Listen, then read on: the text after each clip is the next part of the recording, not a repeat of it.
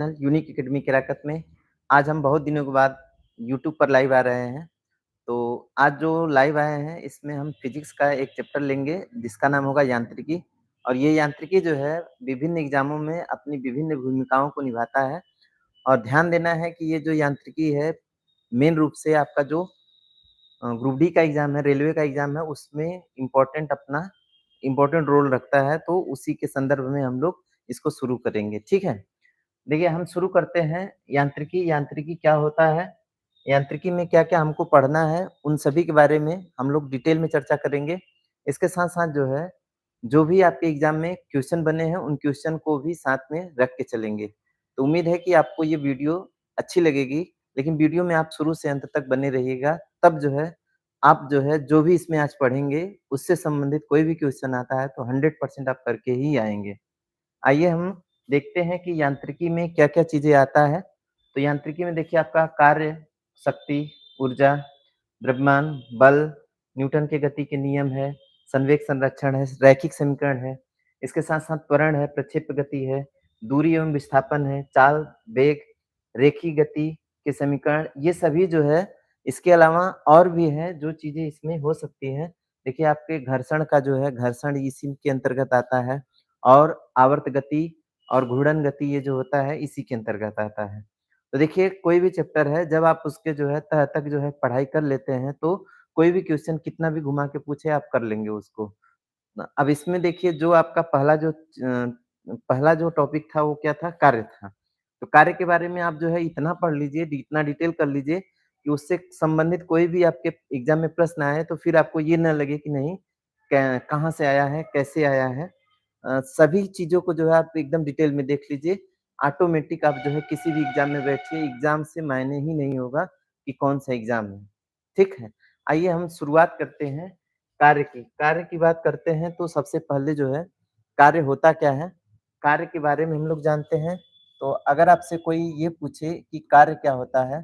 तो हम जो है सीधा-सा उत्तर क्या दे सकते हैं?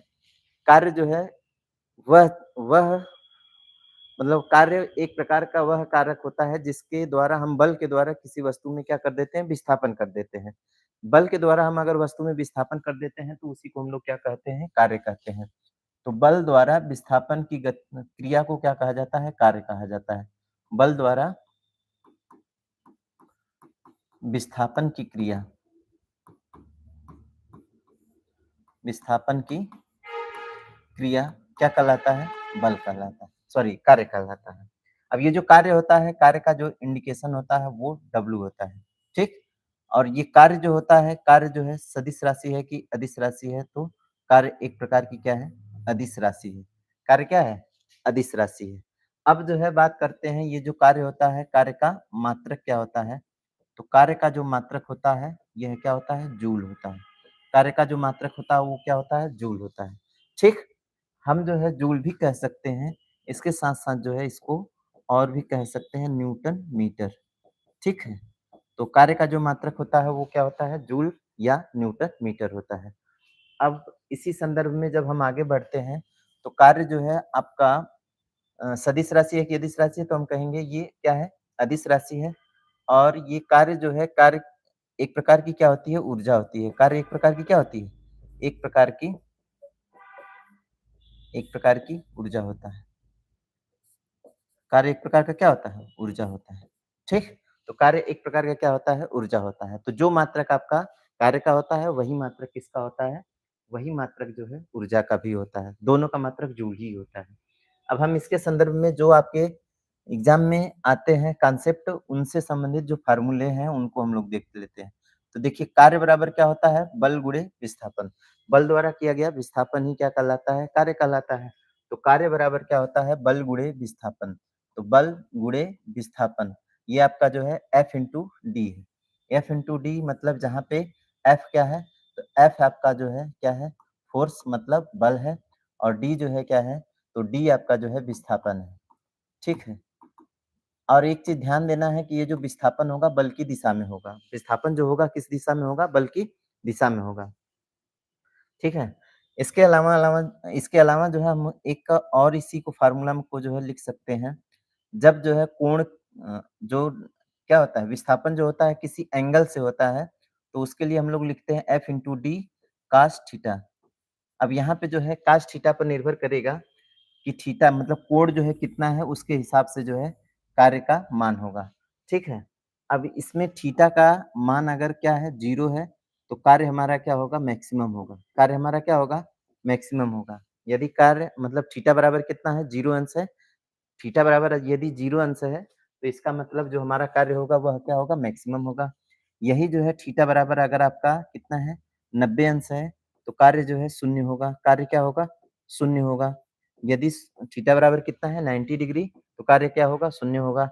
वही जो है थीटा बराबर अगर आपका 180 है, तो 180 अंश होने पर कार्य क्या होगा? ऋणात्मक होगा। कार्य क्या होगा? ऋणात्मक होगा। मतलब बल की विपरीत दिशा में कार्य होगा। ठीक?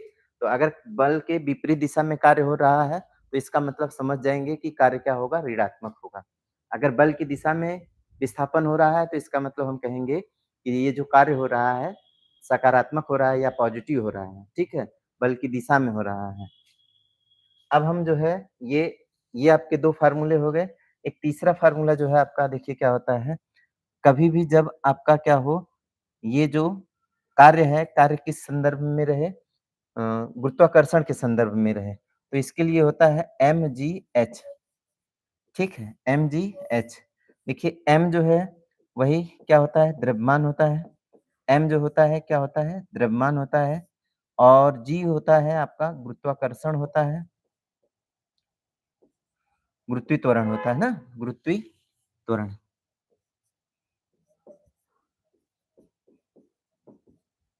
गुरुत्वीय त्वरण होता है और h क्या होता है? तो ये जो है ऊँचाई होती है, पिंड की ऊँचाई होती है, ठीक? ये जो है आपके 3 फ़ॉर्मूले हैं, इन 3 फ़ॉर्मूलों का जो है इसमें क्या किया जाएगा? प्रयोग किया जाएगा। सभी को जो है हम लोग क्या करते हैं, देख लिए हैं। अब इससे संबंधित हमारे एग्ज़ाम में जो प्रश्न आए हुए हैं, इन चीज़ों का प्रयोग करते हुए हम उन प्रश्नों को सॉल्व करेंगे और देखेंगे कि क्या जो है इसकी उपयोगिता हमारे उस प्रश्नों में चल रही है कि नहीं चल रही है। आइए हम पहले प्रश्न से शुरुआत करते हैं। देखिए पहला जो प्रश्न कह रहा है कि कार्य होता है बल यदि डॉट डॉट डॉट है, बल हो, ऊर्जा हो, घर्षण हो, शक्ति हो। देखिए, अब आपको जो है सिंपल सा समझना है कि हम लोग जानते हैं कि बल में किसका गुणा कर दिया जाए, विस्थापन का गुणा कर दिया जाए, तो क्या होता है? कार्य होता है। बल और विस्थापन का गुणा कर दिया जाए तो क्या होता है? कार्य होता है। तो सिंपल सी चीज़ है, कार्य होने के लिए किसकी ज़रूरत पड़ेगी? विस्थापन की और कार्य होने के लिए किसकी ज़रूरत पड़ेगी? कार्य होने के लिए किसकी ज़रूरत पड़ेगी? बल की। तो इसमें ये कहा है कि कार्य होता है यदि क्या हो? बल हो, ऊर्जा हो, घर्षण हो, शक्ति हो। तो देखिए ऊर्जा का कोई बात यहाँ पे हुआ ही नहीं है, तो ऊर्जा को हम लोग नहीं कहेंगे। ये आपका जो है, ये नहीं होगा और आपका जो घर्षण है, घर्षण की भी बात नहीं हुई है। आपका ये भी नहीं होगा और डी शक्ति भी नहीं होगा। इसका मतलब जो सही होगा वो कौन-सा होगा? ए होगा और ए का मतलब कौन-सा है? बल। बल जो है इसका क्या होगा? सही उत्तर होगा। तो पहले प्रश्न का जो उत्तर हो गया आपका कौन-सा हो गया? ए हो गया। आइए अगले प्रश्न की बात करते हैं। कह रहा है कि किसी वस्तु पर किया गया कार्य निम्नलिखित में से किस पर निर्भर नहीं करता है? तो देखिए जो कोई भी कार्य किया गया होता है, तो कार्य जो है किस पे निर्भर करता है? तो कार्य की निर्भरता देखिए किस पर होती है? तो बल पर होती है, ठीक? किस पर होती है? विस्थापन पर होती है, विस्थापन पर होता है और किस पर होता है? तो कोण पर होता है, मतलब किस एंगल से विस्थापन हुआ है। ये 3 चीज़ों पर जो है कार्य क्या करता है? निर्भर करता है। तो कार्य जो है इन 3 चीज़ों पे निर्भर करता है, तो आपका देखिए कौन-सा सही है?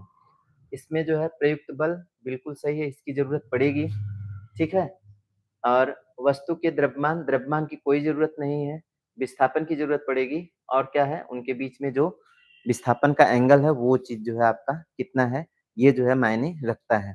तो इसके मतलब जो सही होगा, कौन-सा सही होगा, हमको ये बताना है कि कौन-सा निर्भर नहीं कर रहा है। तो बी वाला ऑप्शन जो है आपका क्या होगा, सही होगा। ठीक? आइए अगले प्रश्न की बात करते हैं। देखिए कार्य हो कहलाता है, कार्य जो है क्या कहलाता है? तो कार्य में जो है देखिए बल त्वरण ये भी है, द्रव्यमान त्वरण ये नहीं है, आपका कौन-सा सही है? यहाँ पे हमको ज़्यादा रुकने की ज़रूरत नहीं है, बल गुणे विस्थापन ही क्या होता है, कार्य होता है।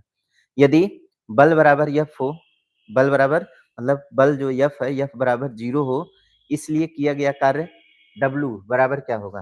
देखिए, हम जो जानते हैं हमारे फ़ॉर्मूले के हिसाब से W बराबर क्या होता है, F इंटू D होता है। जब हम इसको जो है 0 रखेंगे, तो D चाहे जितना भी हो, हमारा जो है कार्य क्या होगा, शून्य होगा। कार्य क्या होगा?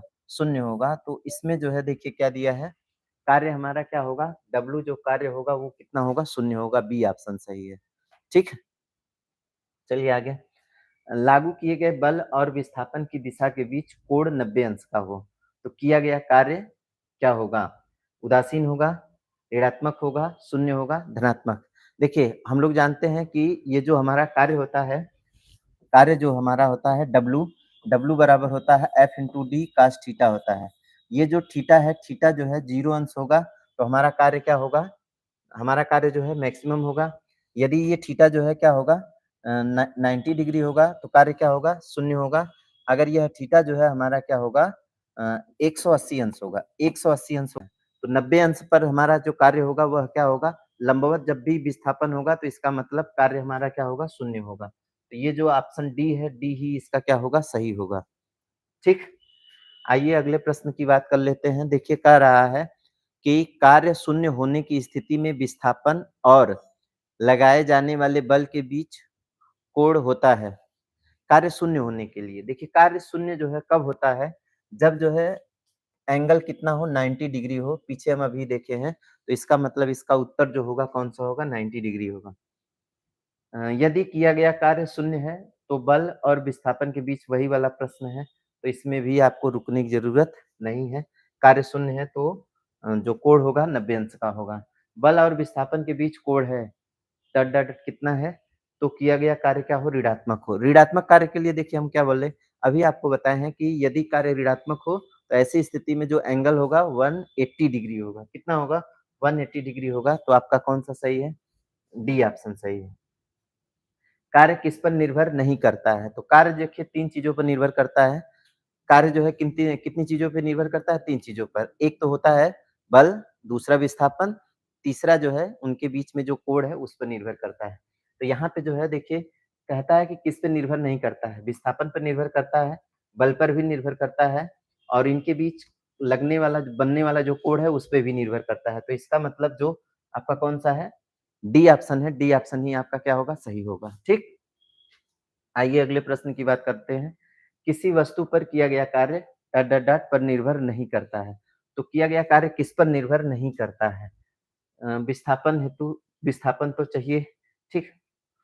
कोण मतलब कोण रहा सही है, बल चाहिए, विस्थापन चाहिए और क्या नहीं चाहिए? वेग की कोई ज़रूरत नहीं होती है। तो इसका मतलब सही जो ऑप्शन है वो कौन-सा है? डी ऑप्शन है। अब ये देखिए सभी प्रश्न जो है आपका आरआरबी में पूछा हुआ है, जितना भी प्रश्न है सब आरआरबी में पूछा हुआ है। क्यों मैं क्वेश्चन जो है पूछा हुआ करवा रहा हूँ? क्योंकि पूछे हुए प्रश्न से ही आइडिया लगाया जा सकता है कि किस तरह के प्रश्न एग्ज़ाम में बनते हैं, आने वाले एग्ज़ाम में जो है किस तरह के प्रश्न बन सकते हैं।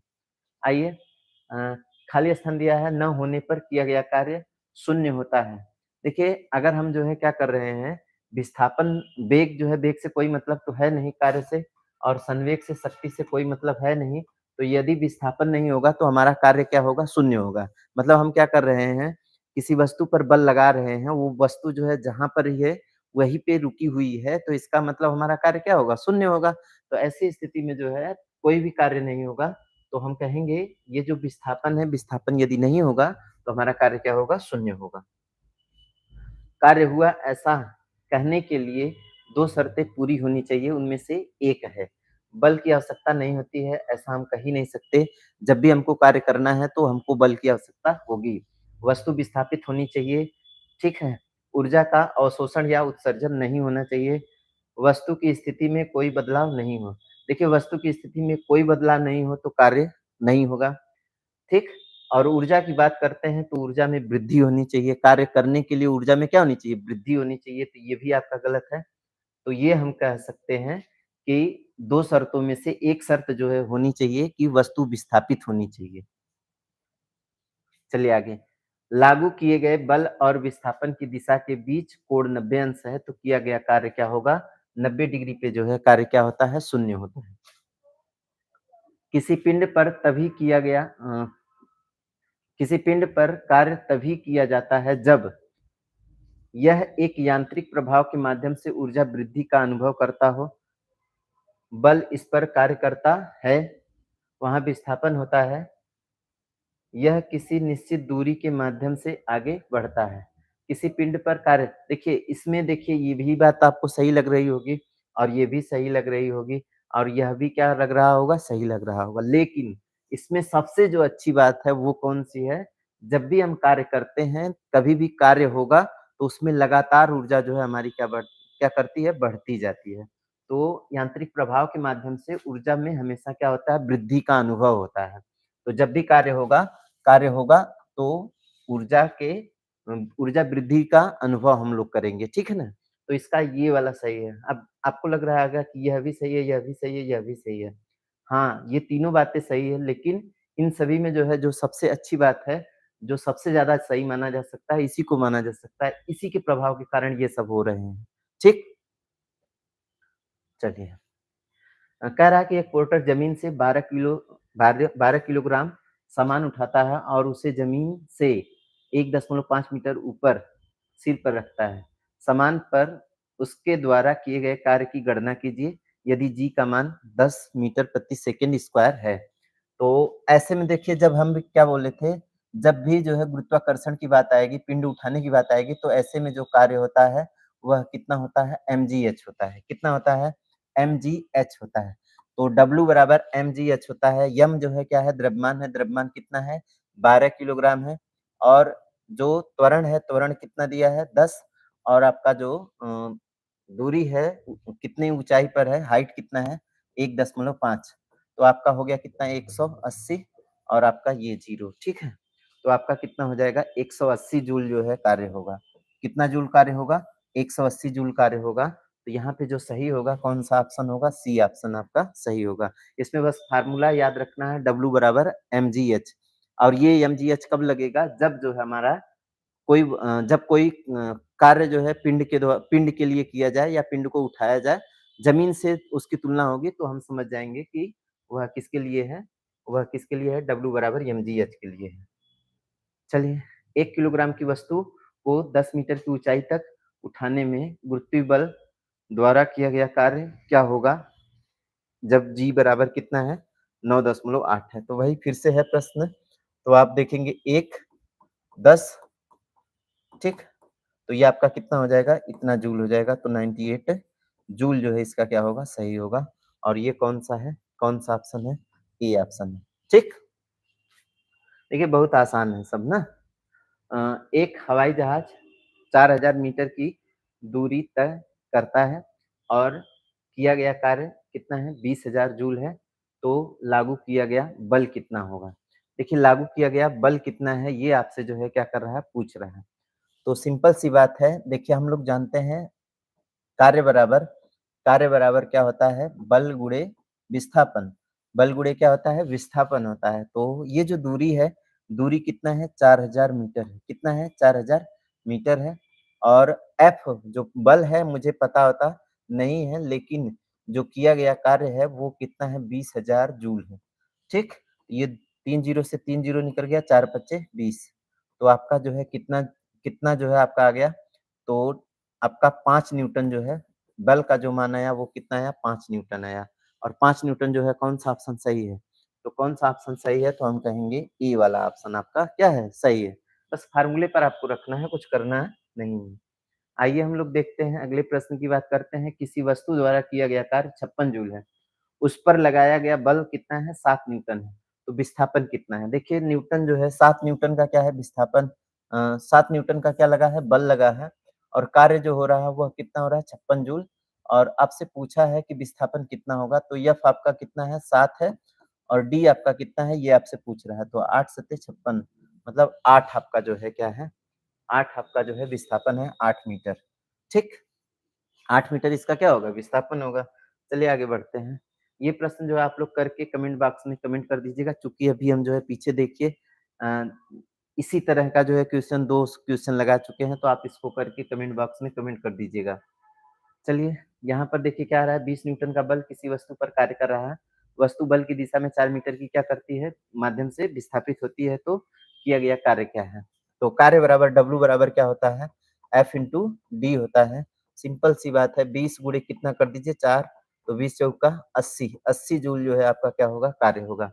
80 जूल जो है क्या होगा, कार्य होगा। डी ऑप्शन इसका क्या हो जाएगा, सही। चलते हैं अगले प्रश्न पर। यहाँ पे देखिए क्या कर रहा है, जमीन के ऊपर एक बिंदु पर किसी वस्तु की गुरुत्वीय स्थितिज ऊर्जा डॉट डॉट डॉट में किए गए कार्यों के रूप में परिभाषित किया जाता है। तो ये जो है देखिए आपका कौन सा है, इसे गुरुत्वाकर्षण के विपरीत जमीन से उस बिंदु पर उठाने में, इस पर गुरुत्वाकर्षण बल लागू करने, इसे केंद्र पर रखने, इसे गुरुत्वाकर्षण के विपरीत जमीन पर रखने। तो ये जो है देखिए आपका जो पहला है, पहला वाला ऑप्शन ही क्या होगा, सही होगा। देखिए जमीन के ऊपर एक बिंदु पर किसी वस्तु की गुरुत्वीय स्थितिज ऊर्जा को, इसे गुरुत्वाकर्षण के विपरीत जमीन से उस बिंदु पर उठाने में किए गए कार्य, हाँ ठीक है। आपका जो है कौन सा सही होगा, ए ऑप्शन सही होगा। कौन सा सही होगा, ए। ठीक, आगे चलिएगा। यदि कार्य का मान धनात्मक हो तो जिस निकाय पर कार्य हो रहा है उसकी ऊर्जा का ह्रास होगा, उसका मान क्या होगा, शून्य होगा, वह नियत रहेगी, उसकी ऊर्जा में वृद्धि होगी। जिस भी पिंड पर जो है क्या होता है, कार्य होता है, उसकी ऊर्जा में क्या होता है, परिवर्तन होता है, और वह परिवर्तन जो होता है धनात्मक होता है। वह परिवर्तन कैसा होता है, धनात्मक होता है। धनात्मक परिवर्तन होने का मतलब ये हुआ, उस पिंड की जो है ऊर्जा में क्या होगी, उस निकाय की ऊर्जा में जो है क्या होगी, वृद्धि होगी। ऑप्शन डी जो है इसका क्या होगा, सही होगा। आइए अगले देखते हैं। बल द्वारा किया गया कार्य धनात्मक होता है जब विस्थापन बल की दिशा में होता है। विस्थापन ये तो नहीं होगा। आरोपित बल, ठीक, ये भी नहीं है। बल विपरीत ये भी नहीं है, तो कौन सा सही है? धनात्मक तभी होगा जब विस्थापन बल की दिशा में होगा, बल के विपरीत दिशा में होगा तो ऋणात्मक होगा, ठीक है। और कोई विस्थापन नहीं होगा तो शून्य होगा। यदि कोई व्यक्ति 12 न्यूटन के एक स्थिर बल से 4 मीटर चलता है, कितना मीटर चलता है, 4 मीटर चलता है, तो उसका किया गया कार्य, ये जो है मुझे करने की जरूरत नहीं है। 12 चौक 48 जो है इसका क्या हो जाएगा, उत्तर हो जाएगा, तो हमको इसमें समय भी देने की जरूरत नहीं है। आगे बढ़ते हैं। एक कूली है, 100 मीटर की दूरी तक 500 न्यूटन का भार उठाता है, उसके द्वारा किया गया कार्य कितना है? तो 500 मतलब आपका हो गया कितना, ये जो है भार उठाता है कितना, 500 न्यूटन का भार उठाता है। तो आपका जो है पूछ रहा है कि उसका क्या, उसके द्वारा किया गया कार्य कितना है? W बराबर कितना है, 100 मीटर दूरी तक, 100 मीटर दूरी विस्थापन किया है, ठीक है, और 500 न्यूटन का भार उठाता है, तो उसके द्वारा किया गया कार्य क्या है?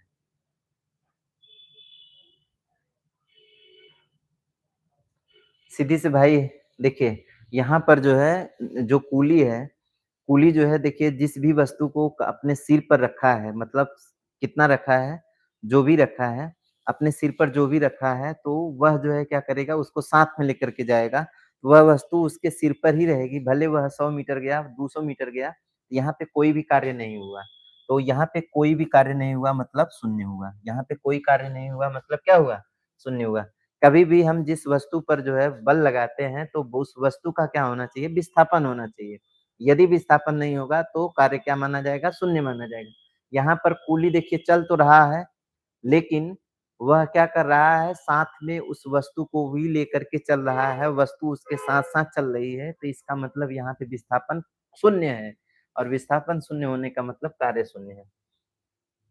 चलिए इसको देख लीजिए, एक मजदूर भूमि से 15 केजी का सामान लेता है और उसे 1.0 मीटर ऊपर अपने सिर पर रखता है। उसके द्वारा सामान पर किया गया कार्य कितना है? तो ये भाई देखिए सिंपल सी बात है, वस्तु को ज़मीन से उठा कर के अपने सिर पर लेके जा रहा है, तो इसका मतलब वस्तु का विस्थापन तो हो ही रहा है, और कितना हो रहा है वो mgh है, mgh है। W बराबर कितना, mgh। देखिए mg का मान कितना 10 दे दिया है और 1, तो आपका 150 हो गया। कितना हो गया, 150 जूल हो गया। 150 जूल जो है कौन-सा ऑप्शन है? बी ऑप्शन है। ठीक है? चलो आगे। एक मज़दूर देखिए वही फिर से सवाल है, इसमें हमको रुकने की ज़रूरत नहीं है, 10 एकम 10 मतलब आपका कितना हो जाएगा? 11 110 जूल, ठीक है? 110 आगे बढ़िए। निम्न में से किस मामले में कोई कार्य नहीं होगा? एक पवन चक्की कुएँ से पानी क्यों निकाल रही है? पानी देखिए कुएँ से हट रहा है, इसका मतलब काम हो रहा है। एक गधा अपनी पीठ पर वज़न लेकर चल रहा है। देखिए गधा जो है पीठ पर वज़न लेके चल रहा है, वज़न को अपने साथ-साथ लेके चल रहा है, कार्य कोई भी नहीं हो रहा है, ठीक है? सुमन एक पुल में तैर रही है तो वो अपना विस्थापन कर रही है, ठीक है? एक इंजन ट्रेन को खींच रहा है। देखिए यहाँ पर भी कार्य हो रहा है। इसका मतलब जो है आपका बी वाला ऑप्शन क्या है? सही है। गधा जो अपनी पीठ पर क्या करता है वज़न लेके टहल रहा है उसमें कोई भी कार्य नहीं होता। निम्नलिखित में से कौन-सा अधिक कार्य कर सकता है? उठा हुआ हथौड़ा, एक चली हुई गोली, तेज़ी से आता हुआ पत्थर, एक घूमता हुआ पहिया।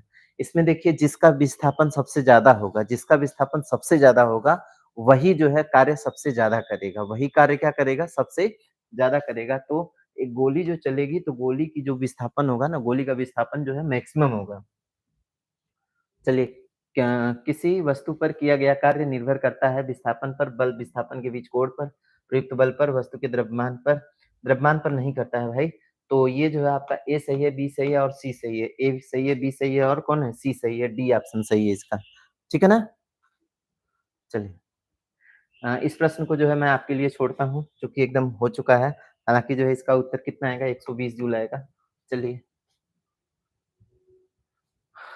ये आपका कितना हो जाएगा? अभी इसको हम किए थे 180 जूल है। ठीक?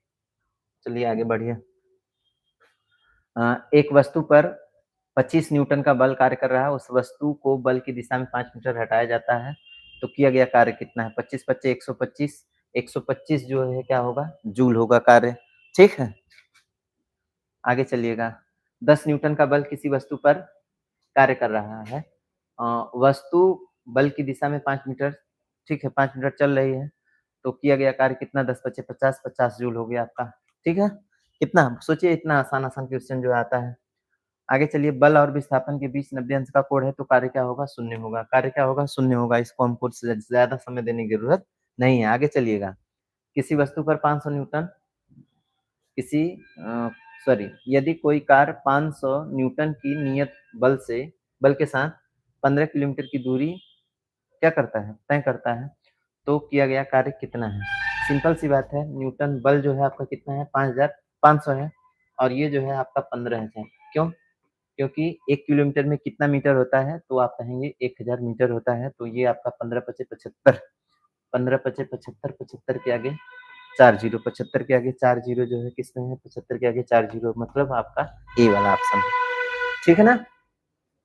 हमेशा ध्यान देना है कि दूरी आपको मीटर में लेना है। दूरी किसमें लेना है? मीटर में लेना है। चलिए जब बल की दिशा में 10 मीटर की दूरी पर 10 न्यूटन के बल के तहत एक वस्तु स्थानांतरित होती है तो किया गया कार्य की मात्रा क्या होगी? तो 10 दाह में 100 100 का मतलब 100 जूल जो है आपका क्या होगा? कार्य होगा। ऑप्शन कौन-सा है? सी है। ऑप्शन कौन-सा है? सी है। ठीक है? आते हैं अगले प्रश्न पर। 50 न्यूटन का एक बल एक वस्तु को 10 मीटर तक विस्थापित करता है तो किया गया कार्य कितना होगा? तो आपका हो गया कितना? 500 जूल हो गया। कितना जूल हो गया? 10 बच्चे कितना हो जाएगा? 500 हो जाएगा। ठीक है ना? आगे चलिए। ये जो है आपका अब जो है ऊँचाई की बात हो गई है, तो आपका एमजीएच होगा तो 200, 400, 400 मतलब उसके आगे 1 जीरो आपका जो है क्या हो जाएगा? बढ़ जाएगा। कितना हो जाएगा? ठीक है। एक लड़की का वज़न 200 न्यूटन है ना? वज़न कितना है? 200 न्यूटन है। तो 200 ठीक है? और कितना? एमजीएच ठीक है? कितना हो जाएगा?